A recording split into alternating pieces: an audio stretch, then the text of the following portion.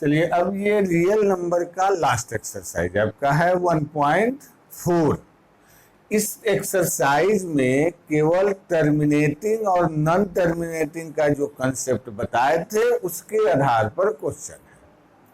दिया हुआ है कुछ नंबर, रेशनल नंबर, और उसमें बताना है कि किस नंबर का डिसिमल रिप्रेजेंटेशन टर्मिनेटिंग है और किसका decimal representation non terminating repeating है। इसी दो में से होगा। इस पर हम चर्चा कर चुके हैं कि जब भी किसी rational number p by Q में q का जो प्राइम फैक्टराइजेशन होता है यह 2 power m into 5 power n के रूप में हो, जहां p और q अपने मतलब लोएस्ट टर्म में मतलब कटने वाला नहीं होना चाहिए, मिनिमम फॉर्म में होना चाहिए।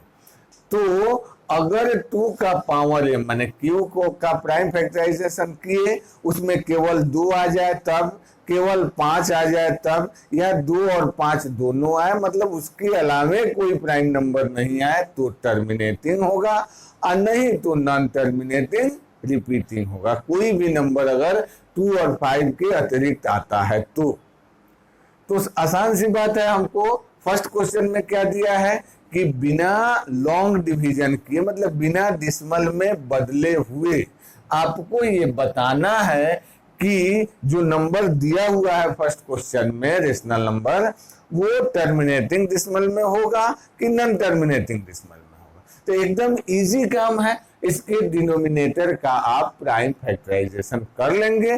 प्राइम फैक्टराइजेशन करने के बाद अगर वह 2 पावर m माने 2 और 5 के रूप में आता है तो टर्मिनेटिंग, नहीं आता है तो नॉन टर्मिनेटिंग रिपीटिंग। एकदम आसान है। जैसे फर्स्ट में आपको दिया हुआ है 13/3125, तो इसका हम क्या करेंगे 3125 का प्राइम फैक्टराइजेशन करेंगे। क्या होता है इसका प्राइम फैक्टराइजेशन 5 इंटू 5 इंटू 5 मान 5 5 जा 25, 5 जा 125, 5 जा 625, 5 जा 3125, 3125 आपका आ गया। मतलब यह 13/5 पावर 5 केवल 5 आया 5 बार, 2 नहीं है तो भी यह क्या होगा, it is terminating terminating decimal. Terminating decimal है। इसका सेकंड नंबर देखिए, इसको भी 17/2 2 जा 4 2 जा 8 यानी 2 क्यूब हो गया। यह भी क्या होगा टर्मिनेटिंग डेसिमल हो जाएगा, केवल 2 आया तो।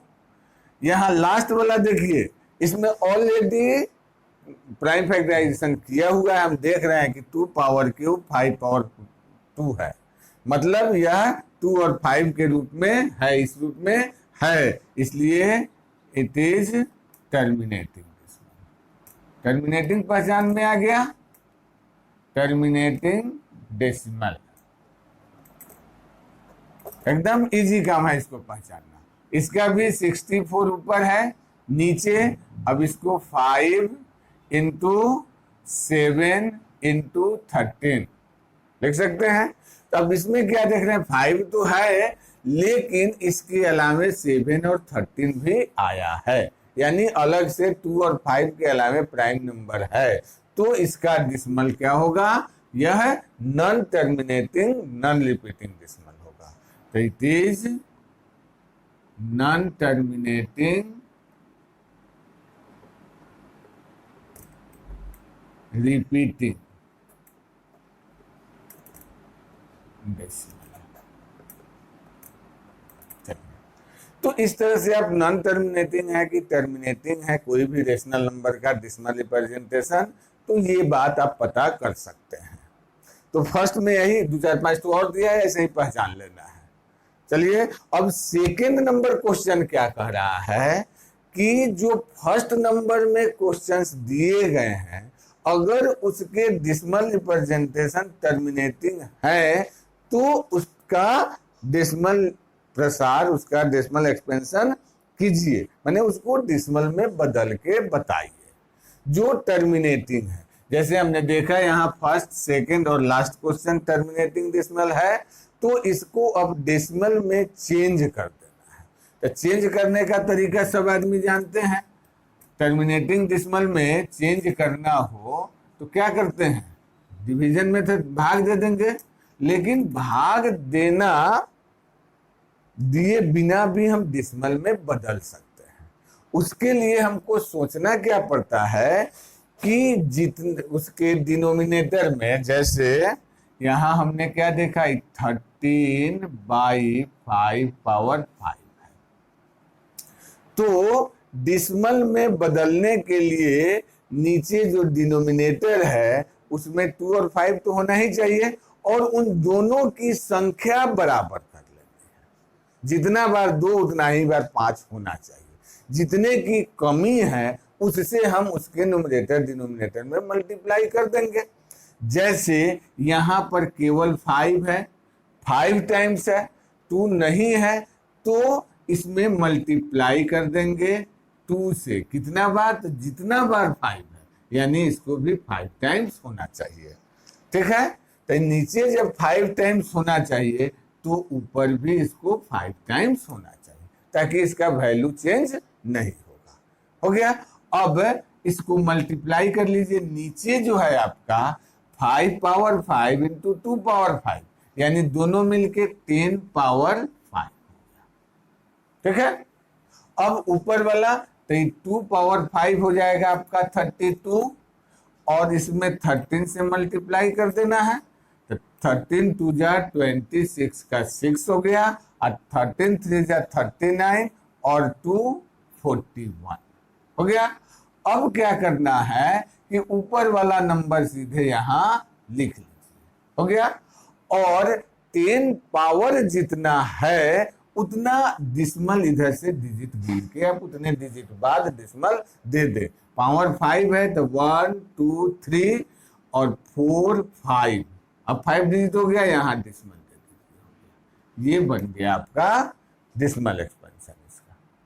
वही काम यहाँ भी है। इसमें क्या करना है, इसमें 2 है 5 नहीं है, दोनों की संख्या बराबर होनी चाहिए। तो यहाँ हम 2 है तो 5 ले लेंगे 3 टाइम्स, ऊपर भी 5 ले लेंगे 3 टाइम्स और मल्टीप्लाई कर देंगे, तो नीचे आ जाएगा आपका कितना, 10 पावर 3।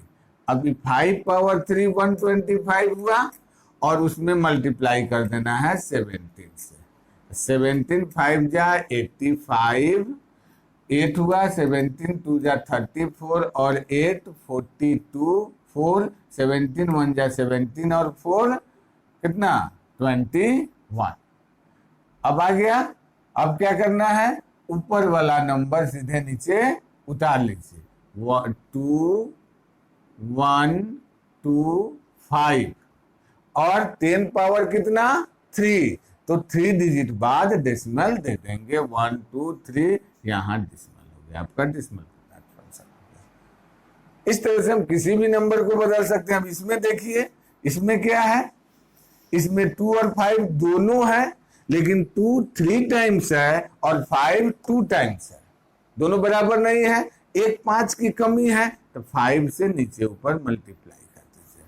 तो 23 5 जा कितना 115 हो जाएगा, मल्टीप्लाई कर लेंगे। और नीचे 2 3 टाइम्स है और 5 भी इसको लेके 3 टाइम्स, यानी 10 हो गया 3 टाइम्स। अब ऊपर वाला नंबर लिख लेंगे और 3 डिजिट बाद इसमें डिसिमल दे देंगे। तो इस तरह से जितने भी टर्मिनेटिंग डिसिमल होने वाले हैं उनको हम डेसिमल प्रसार उसका इस तरह से लिख सकते हैं, जो कि सेकेंड नंबर क्वेश्चन यहाँ पर आपका कह रहा है। यह जो डेसिमल में बदले, यह सेकेंड नंबर क्वेश्चन हो गया। जो टर्मिनेटिंग है उसको बदलना है। अब आता है आपका थर्ड नंबर क्वेश्चन। चलिए इसको मिटाना है, इसको देख लीजिए, बनाइए जरूर घर पर आप लोग। चलिए, थर्ड नंबर जो टाइप है उसमें कुछ डिसिमल नंबर दिया हुआ है, मतलब डिसिमल में नंबर दिया हुआ है, और उसमें रेशनल और इरेशनल का पहचान करना है कि कौन सा नंबर रेशनल होगा, कौन सा नंबर इरेशनल होगा। तो थोड़ा सा जान लीजिए, डेसिमल में बताए हुए हैं पहले, फिर से उसको रिकैप करते हैं कि डेसिमल में अगर कोई नंबर दिया हुआ है और उसको पहचानना है रेशनल है कि इरेशनल है, तो उसका सहज उपाय है, अगर डेसिमल रिप्रेजेंटेशन टर्मिनेटिंग है, पूरा पूरा कट गया है, तो रेशनल नंबर होगा। अगर डेसिमल रिप्रेजेंटेशन नॉन टर्मिनेटिंग है लेकिन रिपीट का साइन उस पर लगा हुआ है, बार बार रिपीट हो रहा है नंबर, नॉन टर्मिनेटिंग रिपीटिंग है, तो भी रेशनल नंबर होगा। अगर वह नॉन टर्मिनेटिंग नॉन रिपीटिंग है तो ही रेशनल होगा। सिंपल सी बात है। रेशनल नंबर का डेसिमल एक्सपेंशन दो तरह का होता है और इरेशनल का एक तरह का। टर्मिनेटिंग हुआ तो रेशनल, नॉन टर्मिनेटिंग रिपीटिंग हुआ तो रेशनल, और अगर नॉन टर्मिनेटिंग नॉन रिपीटिंग हुआ तो इरेशनल। इसी आधार पर आपको पहचानना है। तो चलिए, उसमें क्वेश्चन दिया हुआ है 3 नंबर में 3 का एक क्वेश्चन दिया है 43.123456789। 2 नंबर दिया हुआ है 3 नंबर पहले लिखते हैं। इसमें है 43.123456789, इस पर एक रिंग दे दिया। और 3 नंबर जो क्वेश्चन दिया है 0.12100100100140140, इस तरह से बढ़ते गया है। तो इस तरह का नंबर आपको 3 ठो दिया गया है। इस तीनों नंबर में वही नॉन टर्मिनेटिंग रिपीटिंग पहचानना है। तो फर्स्ट क्वेश्चन जाहिर सी बात है या टर्मिनेटिंग डेसिमल है, लिखेंगे it is terminating decimal, terminating decimal, terminating decimal है। दूसरा नंबर आपका नॉन टर्मिनेटिंग है, इट इज नॉन टर्मिनेटिंग है लेकिन रिपीट का साइन है, non terminating repeating decimal, repeating decimal. और लास्ट वाला क्या है? Non terminating non repeating, repeating भी नहीं है और टर्मिनेटिंग भी है, तो it is non terminating non repeating decimal, non repeating decimal. तो बताए कि टर्मिनेटिंग हो तो यह रेशनल होगा, so it is rational number, rational हो गया। यह भी रेशनल नंबर, रेशनल हो गया। और इसमें it is irrational number, rational irrational पहचान लिए।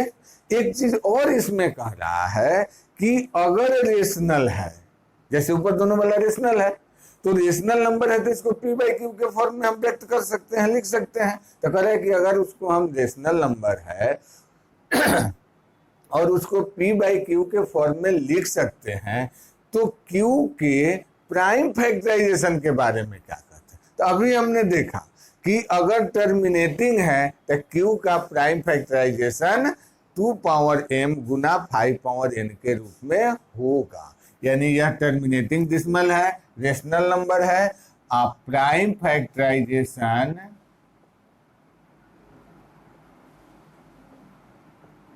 Prime factor of Q is in the form